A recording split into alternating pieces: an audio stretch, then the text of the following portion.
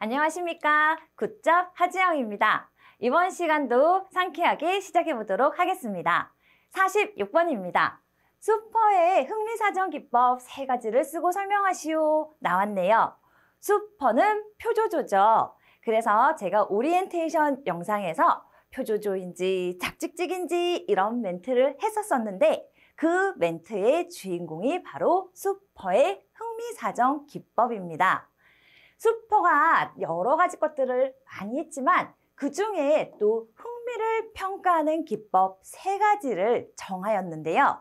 그것이 표현된 흥미, 조작된 흥미, 조사된 흥미 해서 표조조입니다. 대부분 이 문제는 쓰고 설명하시오가 나오니까 표조조뿐만 아니라 이것을 어떻게 설명할 건지 여러분만의 깔끔한 문장을 한번 완성해 보셔야 되는데요. 그 문장을 완성하기 위해서 핵심 키워드는 바로 이렇습니다. 표현된, 뭘로 표현하는 것이 가장 편합니까? 말로 표현하는 것이 가장 편해요. 그래서 말을 하게 만들려면 질문을 해야 되겠죠. 자, 항상 답의 핵심은요. 이 질문에서부터 뽑아온다라고 생각을 하시면 되는데 흥미를 사정하기 위해서 내담자에게 어떤 활동에 대해서 좋고 싫음을 간단하게 질문하여 대답하도록 말로 표현하도록 한다라고 순서대로 쓰셔도 좋고 어떤 활동에 대해 좋고 싫음을 간단하게 말로 표현하도록 질문한다 이렇게 정리하셔도 좋습니다. 왜요? 흥미를 파악하기 위해서. 2번째, 조작된 흥미는요. 어떻게 조작하고 있는지 상담사가 관찰하는 거예요. 어떤 곳에 시간을 많이 보내는지 아니면 어떤 활동을 하면서 즐거워하는지 불편해하는지 바로 관찰을 통해서 내담자의 흥미를 파악한다는 것이죠. 그래서 여기에서 핵심은 관찰입니다. 내담자의 활동을, 그러니까 내담자의 작업 경험과 체험을 바탕으로 어떻게 시간을 보내는지 빼도 되고요. 내담자의 작업 경험과 체험을 관찰하여 흥미를 사정한다. 이렇게 주어 동사로 마무리하셔도 되고 거기에 한 덩어리 더 넣어서 내담자의 작업 경험과 체험을 바탕으로 내담자가 어떻게 시간을 구조화하는지, 어떻게 시간을 보내는지 관찰한다라고 마무리하시면 아주 베스트일 것 같습니다. 3번째, 조사된 흥미 나오는데요. 조사는요, 바로 검사를 실시해서 조사해 보는 것입니다. 제가 치조하는 거 아닙니다. 치조를 한다 하더라도 그것은 말로 표현하는 거기 때문에 표현된 흥미로 넘어갈 수 있다. 그래서 괜히 혼선을 주지 말고 간단하고 깨끗하게 명료하게 검사를 실시해 아무 검사나 하면 되지 않겠죠? 그래서 표준화된 검사를 통해서 내담자의 흥미를 사정한다, 평가한다, 알아본다 라고 마무리하시면 될 것 같습니다. 핵심은요. 표조조가 꼭 나와야 되고 말로 질문과 말 그리고 시간을 어떻게 보내는지 관찰 그리고 3번째는 실제로 검사, 진단을 통해서 알아본다라는 것을 꼭 쓰시면 만점입니다. 47번 넘어가도록 하겠습니다. 내담자의 흥미를 사정하려고 할 때 사용되는 흥미사정 기법.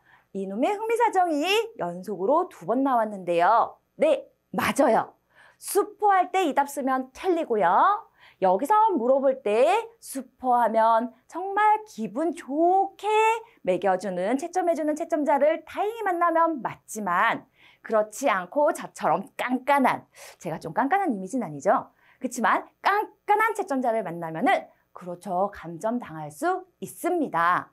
연속해서 2문제가 나왔다면 그럴 일은 없지만 2문제가 나왔다면 똑같이 답을 쓰면 당연히 한 문제는 틀릴 수밖에 없다는 것을 감안하셔서 이왕에 여러분 지금 시작부터 암기하실 때 분리해서 암기하시기를 바라겠습니다.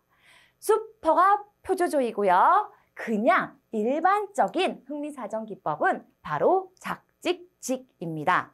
아, 이거 절대로 헷갈리시면 안 돼요. 일반은 작직직, 슈퍼는 표조조입니다. 일반 흥미사정 기법은요. 작업 경험을 분석해보고 직업 카드로 분류해보고 실제로 검사를 실시하는데요. 앞자를 따서 작업 경험을 실시해보고 보면은 금방 안다라는 거죠. 그리고 사실 이것이 아까 전에 관찰하는 거, 표, 조에 조작된 흥미와 연결되는 내용이기도 합니다.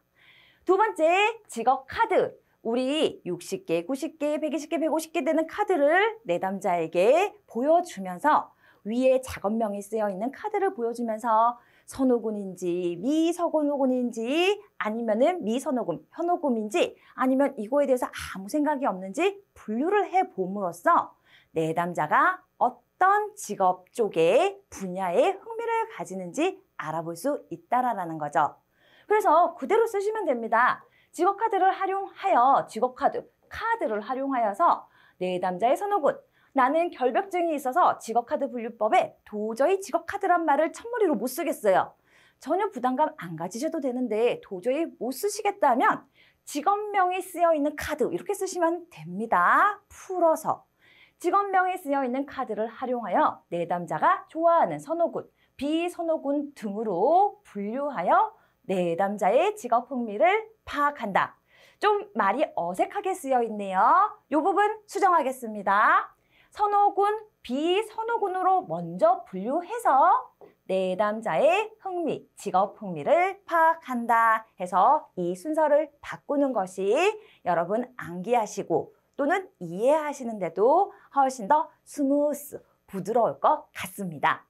세 번째, 직업 흥미 검사. 이거는 뭐 검사를 하니까 검사하면 바로 리아색부터 시작해서 다양한 흥미가 도출이 되겠네요. 자, 그래서 뭐 이거 다 안 적으셔도 되겠지만은요. 일단 하나 정도는 홀랜드 직업선호도 검사, 쿠더나 스트롱, 우리 스트롱도 나오니까 스트롱 정도는 알고 계실 것 같아요. 두 가지 등의 표준화된 검사를 실시하여서 내담자의 흥미를 사정한다. 내담자의 흥미를 파악할 수 있다라고 마무리하면 완벽할 것 같습니다. 48번으로 넘어가도록 하겠습니다. 틴즐리와 브래들리의 검사 해석 4단계를 쓰시오 있는데요. 바로 이 4단계는 어떻게 검사 결과를 내담자에게 잘 받아들일게 수용할 수 있도록 전달하느냐 하는 단계입니다. 그래서 상담사는 결과를 보자마자 하고 덜렁덜렁 가는 것이 아니라 이 결과를 어떻게 내담자한테 딱 맞게 내담자가 이해하기 쉬운 용어가 무엇일까 고민해보고 그 연령대에 맞는 용어를 사용함으로써 친밀감을 가지고 전달할 수 있게 연습할 수도 있다는 거죠. 해야만 한다는 거죠. 그리고요, 또 일반적이지 않는 검사 결과가 나왔을 때 이게 준비하지 않고 갔다가 내담자와 맞닥뜨렸을 때 내가 상담사가 더 당황하는 경우도 많기 때문에 꼭 해석을 준비하고 그리고 바로 얘기하는 것이 아니라 내담자가 이 해석을 듣고 방어하거나 충격받거나 해서 더 이상 진전이 안 될 수도 있고 이런 말을 하는 상담자가 미워져서 2단계, 3단계의 목표 달성을 할 수 없을 수도 있다는 것입니다. 그래서 먼저 자료를 제시하기 전에, 결과를 제공하기 전에 내담자가 이것을 받아들일 수 있는 분위기나 환경이나 관계를 만들어줘야 돼요. 그것이 바로 수용 준비시키기죠. 제가 말은 이렇게 이론적으로 잘 하고 있지만은요. 그동안에 많은 심리검사를 제공하면서 실제로 이것을 잘 했나? 라고 질문하면은 정말 많이 양심에 찔립니다. 저는 제 딴에 제가 잘한다라고 생각을 했었는데요. 여기서 또 48번쯤에서 한번 개인사를 털어놓도록 하겠습니다. 제가 정말 언제 반성하면서 많은 눈물을 흘렸냐면요. 저희 아이가 사춘기가 되어서 많이 힘들어할 때 본인이 심리검사를 한번 해봐야 되겠다고 하더라고요. 그래서 제가 속으로 지랄을 하네 이러면서 그냥 사춘기 때 다 그러지 하지만 또 뭐 하겠다고 하는데 또 그쪽 영역에서 제가 일을 하고 있으니까 그래 해봐라 너를 보는 내가 전문가다 이러면서 거만한 태도로 달리 거만하면 안 되는데 거만한 태도로 시켰어요. 결과가 나와서 부모님한테 먼저 결과지가 오고 같이 상담받으라고 왔는데 그 결과가 청소년 우울증에 청소년 강박증이 나왔어요. 제가 그것을 딱 보면서요. 지금도 딱 얘기하려니까 마음이 좀 흔들리는데요.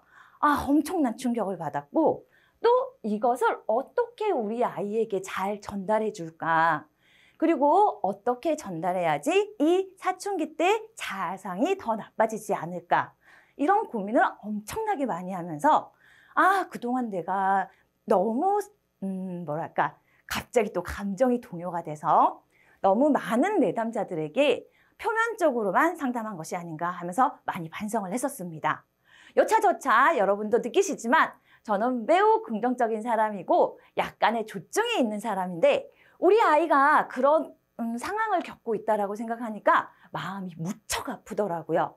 그래서 말이 길어져서 감정이 동요돼서 이걸 다 진행하지 못할까 봐 중간에 뿡 뛰어넘기고 결과만 말씀드리자면은 그 과정을 잘 통과해서 고등학교 2학년 때 어버이날 아름다운 편지를 받았습니다. 그 편지의 첫머리에요. 여전히 힘들고 깨어진 꿈의 파편들이 자기를 찌르고 있지만 창밖에 비추는 빛이 보이기 시작한다고. 이렇게 빛을 보게 해준 엄마한테 고맙다고. 이것이 아무 일도 아니고 지나갈 거라고 말해줘서 고맙다라는 편지를 받았습니다. 여러분은 뭉클하시지 않을지 모르겠지만 말하는 저는 또 한 번 뭉클한데요. 하고 싶은 말이 있어요. 뭐냐면요. 버티셔야 됩니다. 버티기. 프로이드가 말했죠. 견뎌주기. 한 명이 꼭 견뎌줘야 된다는 거죠. 터널을 지나고 있을 여러분. 2차 필기 시험을 위해서 힘든 터널을 지나고 있을 때 제가 버티고 있겠습니다. 여러분 꼭 터널 속에서 넘어지지 마시고 힘차게 달려나오시길 바라겠습니다. 여러분 떨리는 제 목소리 때문에 곤란하시죠? 다시는 이런 얘기를 하지 않으면서 잘 전달해야 돼요. 그렇지만 이렇게 해석 내용을 전달하다 보면 진심이 느껴져서 오히려 더 일어날 수 있는 힘이 생길 수도 있다는 것 챙기시고요. 추후 활동 여러분한테 숙제를 드리겠습니다. 합격 후기를 다시 한번 부탁드립니다.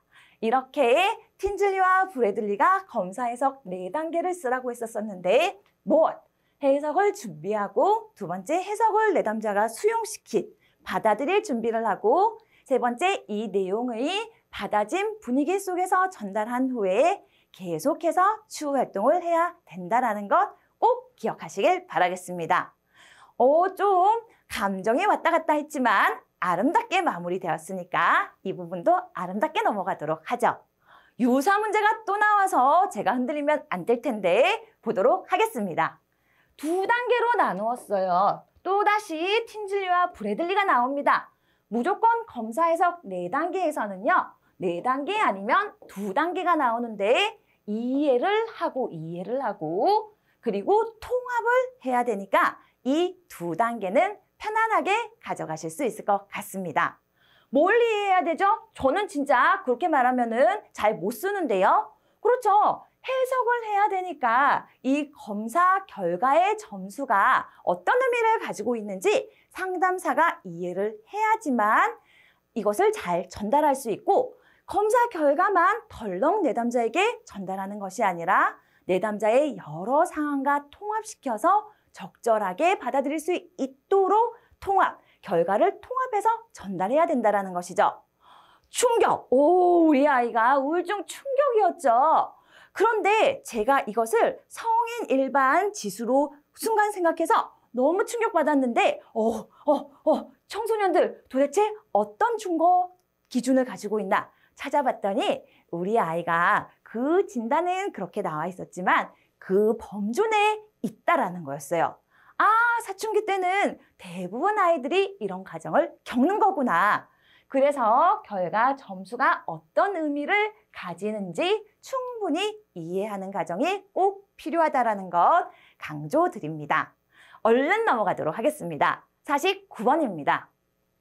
심리검사의 신뢰도, 믿을 수 있느냐 없느냐에 영향을 주는 요인 5가지를 쓰시오. 자, 이거는 어쩔 수 없어요. 5가지 그대로 암기하셔야 됩니다. 개인차는 심리검사에 영향을 주죠. 통증에 대해서 단계를 예를 들어서 나누는데 어떤 사람은 제가 예시 많이 드렸습니다. 찢어져도 안 아프다 그러고 어떤 사람은 찢어지려고만 해도 여기 벌써 후끈거리는 것 같아요 라고 말하는 사람들이 있다라는 거죠. 그래서 이런 개인차가 크면 클수록 다른 답이 나오니까 이 결과에 대한 신뢰도에 영향을 많이 미치게 되겠죠. 뭐 어떤 거에 따라서 높아질 수도 있고 낮아질 수도 있지만 일단 개인차가 크면 커진다라고 미리 말씀을 드리고, 그런 것은 괜히 외웠다가 순간 헷갈리시니까 개인차가 신뢰도에 영향을 준다라고 말씀이 아니죠. 여러분 작성하시면 될 것 같습니다. 두 번째, 문항수. 문제가 몇 개인지에 따라서도 당연히 신뢰도에 영향을 주게 되고요. 문항 반응수, 사지선다인지 오지선다인지에 따라서도 신뢰도에 영향을 당연히 미친다라는 거죠. 그래서 뭐 만족도를 따질 때 만약에 4개가 있을 때와 매우 불만, 뭐 보통 만족, 이거 좀 이상하네요. 뭐 여하튼 간에 도움이 안 된다, 도움이 된다, 도움이 무척 된다. 이거 3개 해야 되겠습니다. 저의 예시를 위해서. 그렇지만 3개였을 때보다 만약에 리커트 5개로 나눠줬을 때 매우 나쁨, 보통, 그리고 좋음, 매우 좋음으로 이렇게 나눴을 때는요. 사람들이 여기에서 밑으로 내려가는 경우는 잘 없다라고 해요. 여기에서는 보통도 나쁨, 이건 아니야 했을 때는 나쁨해서 1점이나 0점으로 신뢰도가 체크되는 경우도 있지만은 이렇게 되었을 때는 대부분의 3번, 4번, 5번에서 체크되는 경우가 많고, 같은 나쁨이라도 가장 나쁜 것을 주려고 할 때 마음에 그렇죠. 내가 이렇게 하기는 왠지 하는 마음 때문에 3가지에서 나쁨의 점수와 5가지에서 나쁨의 점수는 차이가 나게 된다라는 거죠. 지금 무슨 얘기하죠? 사지선다인지 오지선다인지 이 표시가 이 만족도 0에서 100점까지 체크하세요 라고 했을 때, 이럴 때 다 같은 질문이지만 같은 수검자가 다르게 표시하게 되기 때문에, 또 같이 표시에 따르더라도 점수의 척도가 달라지기 때문에 신뢰도에 영향을 주게 된다라는 것입니다. 네 번째, 5번째 검사 유형인데요. 여러분 A 검사, B 검사, 예전에 우리 시험에 부정행위를 방지하기 위해서 지필검사로 직업상담사 시험을 볼 때는 A 유형이 있었고 B 유형이 있었습니다.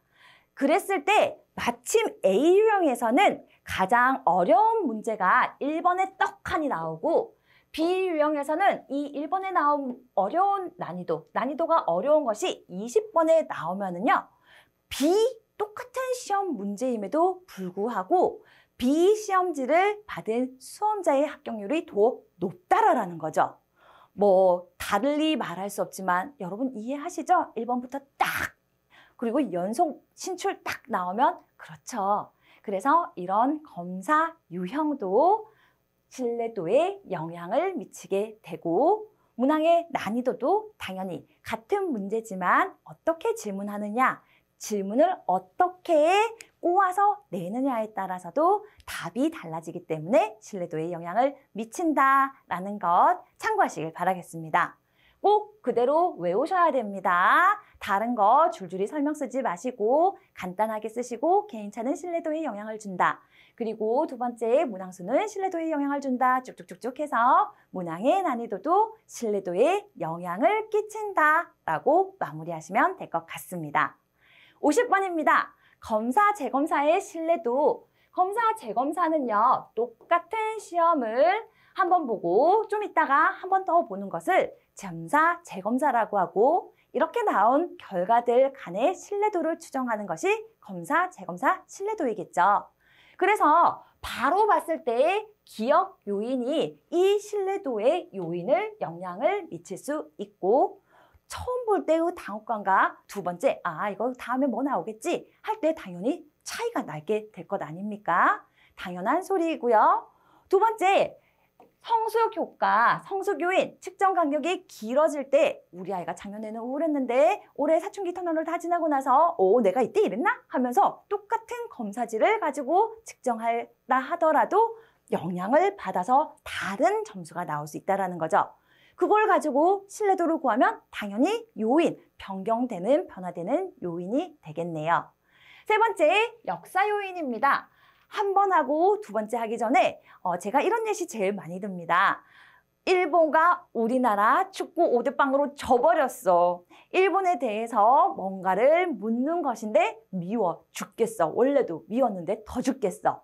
그리고 5대0으로 마침 이겼네.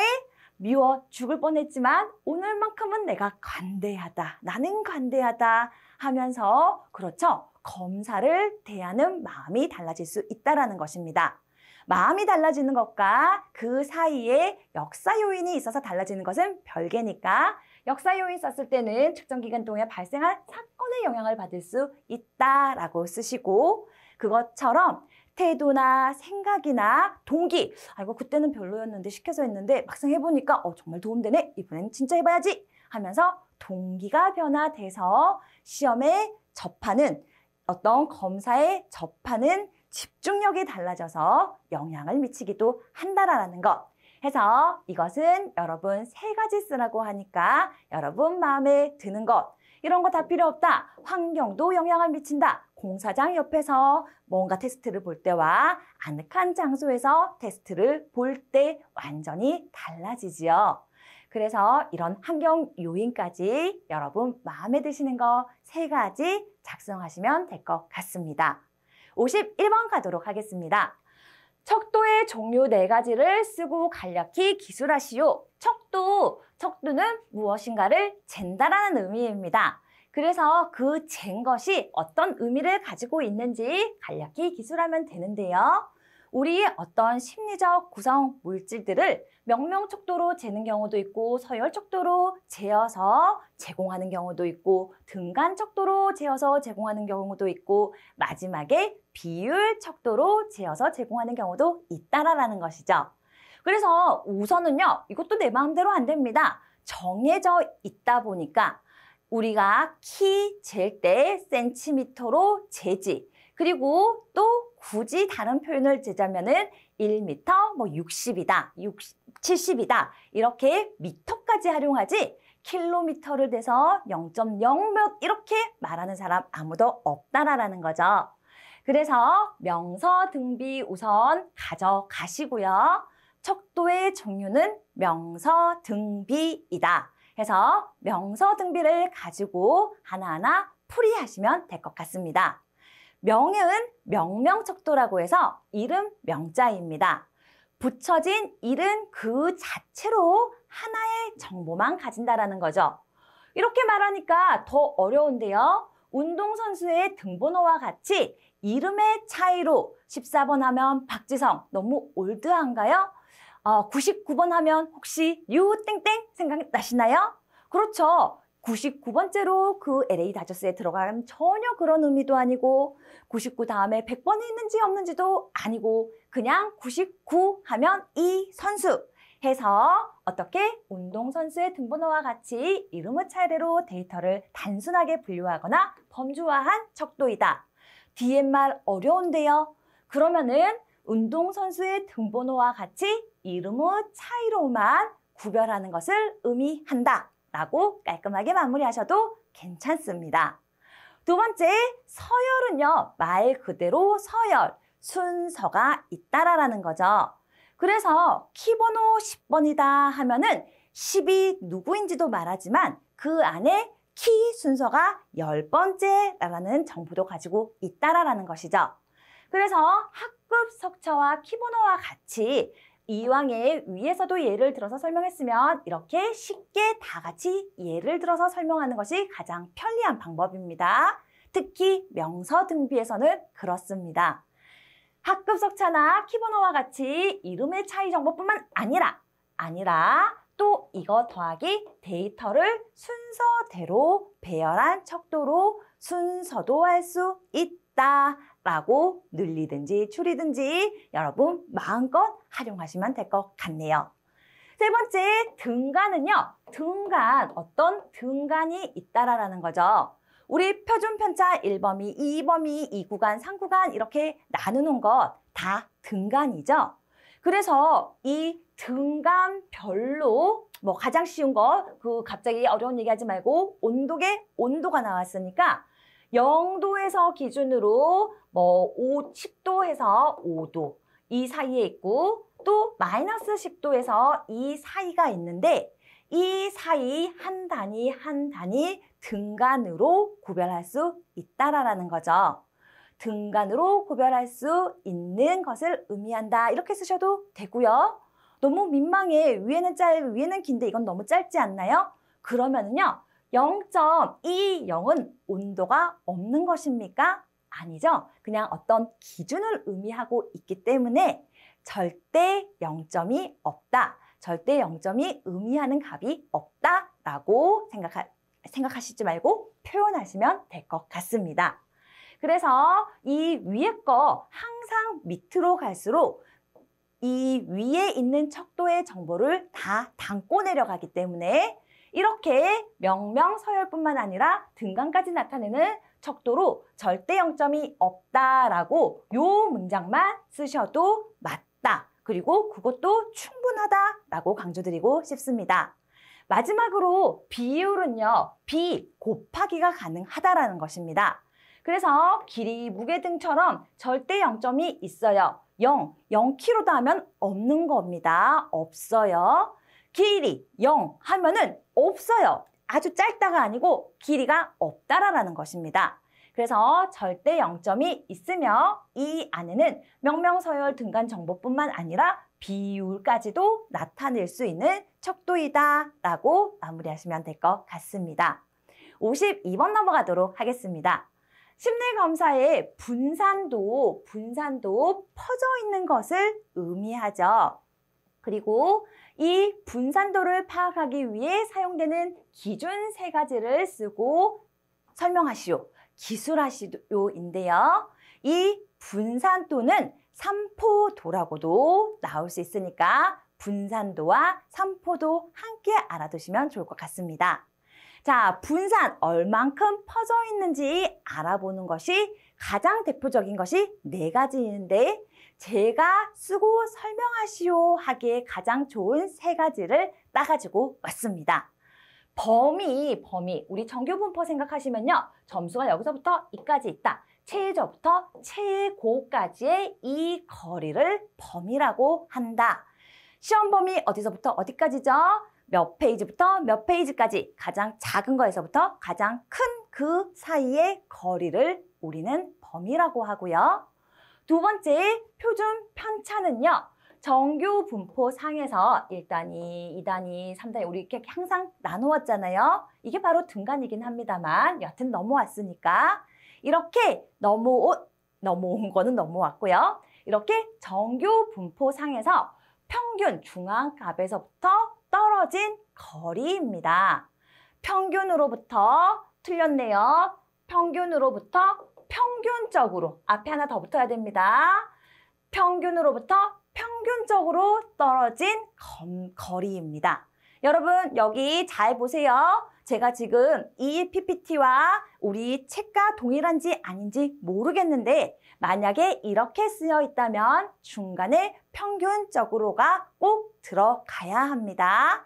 뒤에서 나오겠지만 이 말 평균적으로가 한 번만 들어간 것은 표준 검사입니다. 표준 편차는 평균적으로 이 떨어진 거 점수가 한 개 있으면 딱 이거겠지만 여기도 점수가 있을 거고 여기도 점수가 있을 거고 여기도 점수가 있을 거니까 평균에서 이 떨어진 거리들 간의 평균을 구하는 것이기 때문에 평균으로부터 평균적으로 떨어진 거리이다. 이렇게 깔끔하게 마무리하시기를 바라겠습니다. 네 번째, 사분위 편차입니다. 이거 어떤 점수들이 쭉 있으면요. 네 단계로 나누어서 가장 작은 것 버리고 가장 큰 것, 네 단계가 아니고 세 단계네요. 가장 큰 것 버리고 이 중간에 두 개를 더해서 나눈 값, 이 두 가지의 평균을 우리는 사분위 편차라고 한다는 것 알고 가시면 좋을 것 같습니다.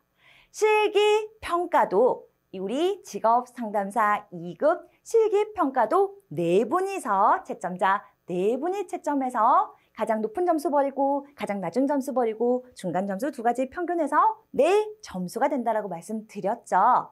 그것이 바로 4분위 편차 중에 하나인 거죠.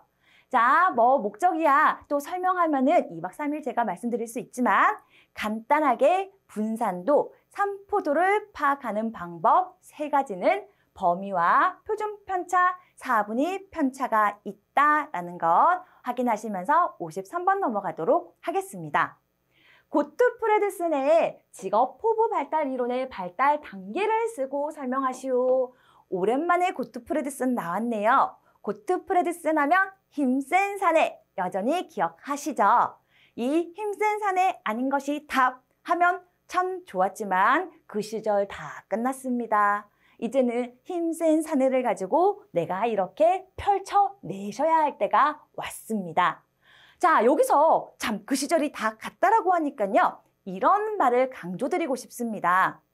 제가 1차 때는 신출이 나오면은 이거는 나를 위한 문제가 아니야. 버려. 그리고 이거 몰라? 그러면 또 날 흔들지 마. 버려. 나는 아는 문제에만 집중할 거야.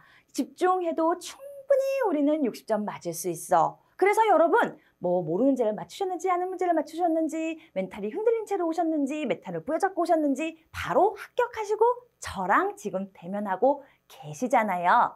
그런데 2차는 다릅니다. 2차는 그 공식 이제 통하지 않습니다.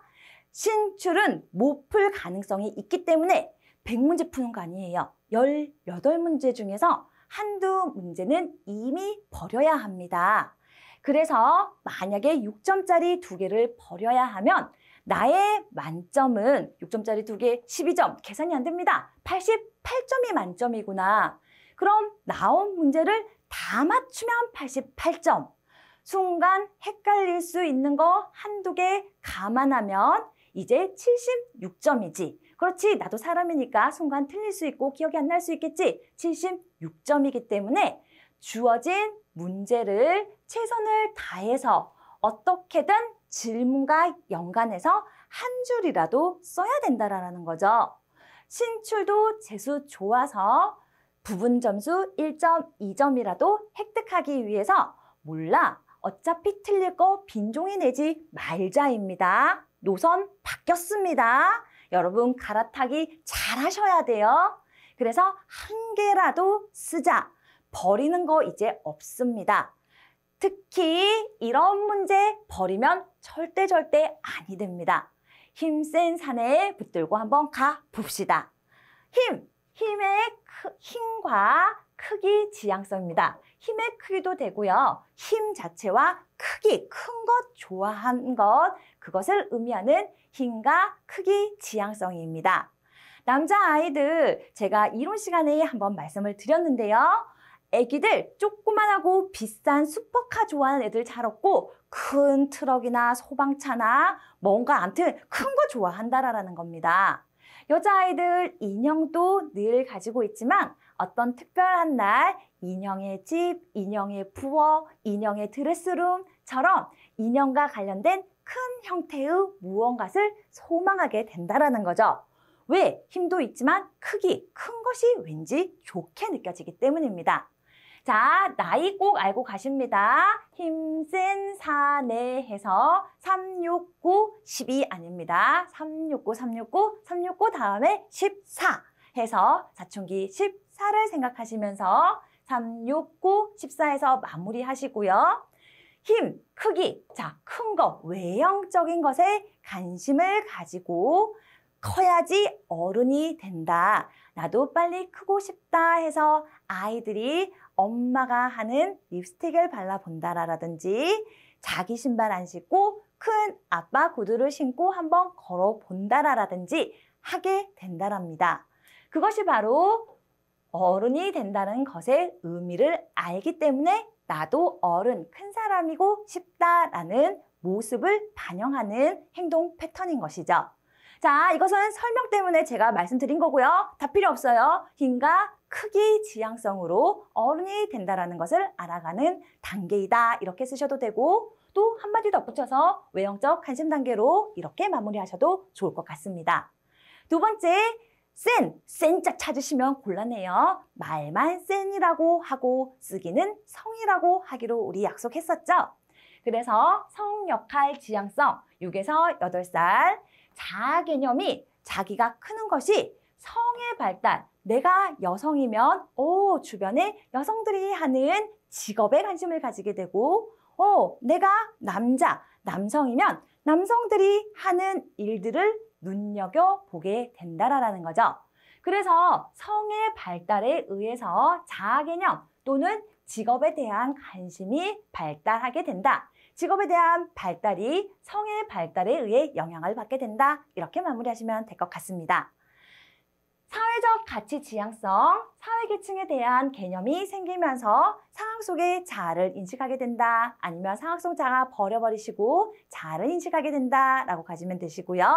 이런 바깥의 영향을 벗어나서 마지막 내적 고유의 가치, 내가 진짜 좋아하는 것이 뭐지? 자아 성찰과 사회 계층의 맥락에서 직업적 포부가 더욱더 발달하게 된다라고 마무리하시면 될 것 같습니다. 54번입니다. 세상 가장 편안한 남자 홀랜드가 나왔습니다. 6가지 직업적 특징, 성격의 특징 하면 여러분 제가 무슨 말 하고 싶어서 이랬을까요? 그렇죠. 바로 현탐의 사진관입니다. 현탐의 사진관, 여러분 제가 따로 설명 안 드려도 다 쓸 수 있을 것이라고 생각하고요. 길게 쓰려고 하지 마시고 한 형마다 많은 것을 쓰려고 하지 마시고 가장 대표적인 기계를 조작하는 활동을 좋아하나 우리 리아색에서 거리가 먼 것은 서로 반대되는 것을 알고 있으니까 반대되는 유형은 부족하다. 반대되는 유형은 부족하다. 반대되는 것은 부족하다. 여기 있었던 거, 여기 있던 거 부족하다. 이렇게 쓰셔서 완성하시면 되고 나 이거 한 줄만 쓰기 너무 민망해요 하면 우리가 이미 필기 때 충분히 암기한 대표적인 직업은 무엇이다. 대표적인 직업은 무엇이다 하고 마무리하시면 될 것 같습니다. 다 아실 거라고 생각이 들어서 55번 넘어가도록 하겠습니다. 홀랜드의 육각형 모델과 관련된 해석 5가지를 설명하시오인데요. 우리가 홀랜드 검사하면은 각각 어떤 사람은 이런 모양이 나올 것이고 또 대표적으로 저 같은 사람은 현실형은 좀 작고 사회형적으로 넓은 분포도를 가지게 되는데 이런 결과를 보고 해석해 주는 거, 해석하는 방법 5가지를 쓰라라는 내용입니다. 그래서 일관성, 우리 아시죠? 가까이 있으면 비슷한 것이 많다. 일관되는 특징들이 많다라는 것이고요. 두 번째, 변별성. 금방 이 안에 나타난 결과들의 모양이 다 서로 다르다. 변별, 구별되어진다라는 것이고요. 문장은 두 번째로 보겠습니다. 정체성, 이로 인해서 그 사람이 어떤 이미지인지, 어떤 청사진으로 우리가 그려져지는지에 대한 부분이고요. 네 번째, 일치성. 성격과 환경이 서로 내가 이런 유형이 나왔을 때는 그렇죠. 컨설턴트처럼 아니면 직업 상담사처럼 환경, 직업 환경도 비슷한 일치되는 곳으로 갔었을 때 성공 확률이 높다라는 것. 그래서 결과가 나오면 이 유형에 해당하는 직업군을 골라주거나 아니면은 제시해 줘야 된다는 것이죠. 마지막, 계책성입니다. 계측한다, 뭔가 측정한다라는 뜻인데요. 측정해 봤더니 가까이 있는 것은 고관련. 이거 일관성 아니에요? 이것은 특징이 서로 일관된다, 비슷하다라는 것이고 이것은 여러 가지 이론상의 관계가 많다. 관계가 고관계, 중관계, 그리고 이것은 관계가 없다, 적다라고 표현한다라는 것입니다. 여기와 여기 관계되는 어떤 특징들이 별로 없다라는 거죠. 특징은 여기서 말하는데 여하튼 거리가 멀수록 관계가 떨어진다라고 표현을 하면 됩니다. 가장 쉽게 한 줄로 얘기를 하면은요. 육각형 상에서 두 흥미 코드가 인접할수록 일관성이 높다. 특성이 유사하다. 이렇게 쓰시면 되고요. 각 유형의 각 개인마다 고유한 특성으로 분류된다, 구별되어진다 라고 쓰셔도 되고요. 세 번째, 사회적 지위와 경제적 보상에 따르는 안정감. 그 안정감을 우리가 청사진으로 그려낼 수 있다라는 것입니다. 그리고 일치성, 사람의 직업적 흥미와 직업 환경의 일치 여부를 파악한다라는 것이고요. 마지막으로 거리상 반비례한다. 이것을 의미를 모르고 외워야 할 때는 가장 불편한 한 줄이기도 하지만 의미를 알고 나면은 거리 한 칸일 때 높고 두 칸일 때 중간이고 세 칸일 때 낮으니까 거리상 그 밀접도가 반비례한다라고 여러분이 많이 보셨을 것 같습니다. 그렇게 알고 한 줄 쓰시던지 아니면은 이론상 가까울수록 관계가 높고 멀수록 이론상 관계가 낮다. 이렇게 풀이하시면 될 것 같습니다. 56번입니다. 극대 수행 검사와 습관적 수행 검사 해서 인지, 성능, 능력 검사라고도 표현할 수 있는 극대 수행 검사와 습관, 그렇죠. 비인지, 머리로 하는 것이 아닙니다. 내 스타일이, 내 성격이 항상 이런 습관적으로 이런 행동 패턴을 한다라는 것이죠. 그래서 대표적으로는 세 가지씩 쓰시오가 나오는데 2024년도에 처음으로 몇 가지, 6가지씩 쓰시오도 출제된 적이 있습니다. 우선 우리가 필기 때 외웠던 지적성, 인지를 알아보는 것은 지적성이다 해서 지능적성 성취도 검사가 대표적이고요. 새롭게 출제된 6개를 위해서 저는 사고인지가 장애예요. 지적성을 알아보기 전에 사고인지가 장애인지 정상인지 먼저 알아봐야 된다는 거죠. 그렇죠. 극대 수행 능력을 평가하기 전에 지적성을 알아보기 전에 그렇죠. 인지가 장애면은 알아보나 마나 아무 소용이 없습니다. 사고 능력, 인지 능력, 장애 진단 검사해서 사고인지 장애까지 가져가시고요. 습관적인 수행 검사, 성향이나 성격 검사는 성격 검사, 흥미 검사, 태도 검사해서 성흥태를 우리가 기본 축으로 외워서 성흥태 아닌 것이 답이다 했는데 성변태 생각하시면 곤란합니다. 성흥태입니다. 그래서 성흥태 쓰시고요. 성격, 흥미, 태도 검사 또 하나 6가지로 나오라고 했었을 때는 적동인지입니다. 성흥태, 성변태, 적색인지 해야 된다는 거죠. 자, 그런데 적동인지로 가셔야지만 답 잘 쓰실 수 있습니다. 적응, 동기, 인지양식 검사입니다. 이것은 단순 암기 하셔야 되는 부분이라서요. 여러분한테 화이팅! 보내면서 57번 넘어가도록 하겠습니다. 지능검사에서 얻을 수 있는 정보는 지능검사에서 얘가 정상지능을 가지고 있는지, 그렇죠. 뛰어난지, 우수한지, 아니면은 경계성인지, 미흡한지를 파악할 수 있습니다. 그래서 개인의 지적 능력 수준을 평가할 수 있고 인지적인 특성, 여러 가지 요인 중에서 인지 중에서도 수리적 인지가 발달했는지 언어적 인지가 발달했는지 개인의 인지적 특성을 파악할 수 있고 이 부분은 아예 안 돼요. 여러분 우리가 뇌졸중 아니고 옛날 말로는 푹 맞았다 그러는데 갑자기 지금 더워서 그런지 기억이 잘 안 납니다. 그렇게 푹 맞았을 때요. 머리에 피가 안 돌아서 뇌의 한 부분이 뭔가 손상을 입었는데 행동이 이상해진다라는 거죠. 그래서 우리 지능검사 반대로 이 부분에 지능이 떨어지면 무엇이 손상되었을 것이다 라고 역으로 판단할 수 있다라는 것입니다. 그래서 세 번째, 기질적. 태어날 때부터 그 부분이 약한 부분인지 아니면 손상되었다고 하니까 너무 마음이 아파서 제가 약하다고 표현했습니다. 손상되어 있는지 정상이 있는지 확인할 수 있다는 것입니다. 네 번째, 임상적 진단이 명료하예요. 쟤 아무리 봐도 저쪽 나사가 하나 빠졌어. 우리가 이렇게 말로 하는 정성적 평가가 아니라 실제로 지능 검사를 했을 때 나사 빠진 거 맞네. 그 나사는 어느 부분에 무엇이야? 라고 정확한 진단이 나와서 해당하는 처방으로 약을 먹든지 어떤 치료가 가능해진다라는 것이죠. 그래서 요 4가지 무조건 외우셔야 돼서 또 이렇게 간단하게 보고 화이팅 한번 더 보내면서 58번 넘어가도록 하겠습니다. 크라이티스의 진로 성숙도 검사는 태능에서 검사한다고 했죠. 태도와 능력, 척도, 종류 3가지를 쓰시오 했는데요.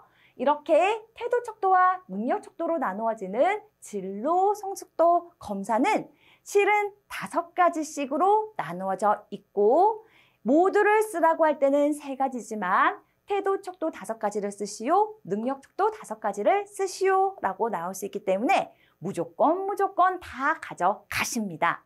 자, 태도, 척도, 결참, 독성, 타해서 결정성, 참여도, 독립성, 성향, 마지막에 결참, 독성, 타협성까지 마무리하시고요.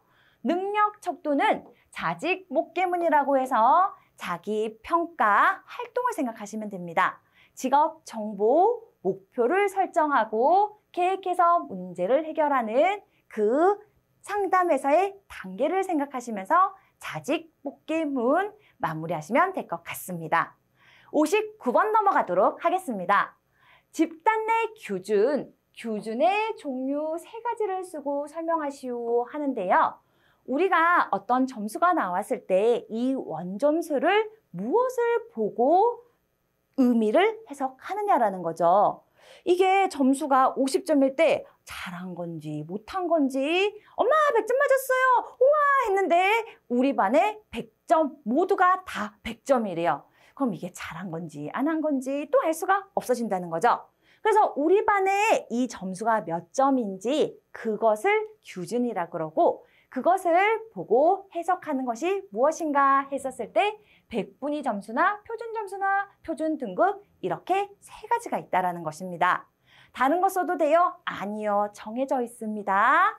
심리 파트는 귤 까먹듯이 딱딱 까지는 대신에 꼭 그 까진 귤만 먹어야 된다는 것. 상담은 플러스 알파로 부분 점수 가능하지만 한 개 틀리면 3점으로 나오면 2점이고 쓰고 설명하시오 해서 6점으로 나오면 못 쓰는 것만큼 딱딱딱딱 귤 나누어서 버리는 것처럼 감점됩니다. 무조건 3개의 100분위 표준 점수, 표준 등급 가시는데요. 100분위 이게 무엇인지 꼭 설명하려고 하지 마시고요. 개인의 상대적 위치를 100분위라고 나왔으니까 100분율로 나타내는 것이다. 97%다, 55%다, 몇 프로다 라고 표현하는 것처럼 나타내는 것입니다. 2번째, 표준 점수입니다. 아까 전에 표준 등급 나올 때 제가 표준 등급이 아니고 표준 편차 나올 때 말씀 강조 드렸었죠. 평균에서 얼마나 떨어져 있는지를 알 수 있는 점수가 바로 표준 점수이고요. 표준 등급은 대한민국 사람이면 누구나 한번 등급제를 통과했다라는 것. 그래서 너 몇 등급이야? 5등급이야? 아이고. 9등급이야? 아이고. 1등급이야? 우와. 그것도 아이고입니다. 해서 표준 등급 1에서 9등급 사이에 밀어 넣은 것을 의미하죠. 원 점수를 1에서 9 범주로 나누어 100분율에 맞춰서 등급, 이 4점수를 등급 안으로 넣는 것을 의미합니다. 60번 보도록 하겠습니다. 중거 타당도, 중거 관련 타당도가 중거 타당도겠네요. 중거 타당도의 의미와 중거 관련 타당도에 속하는 타당도 종류를 쓰고 설명하시오입니다.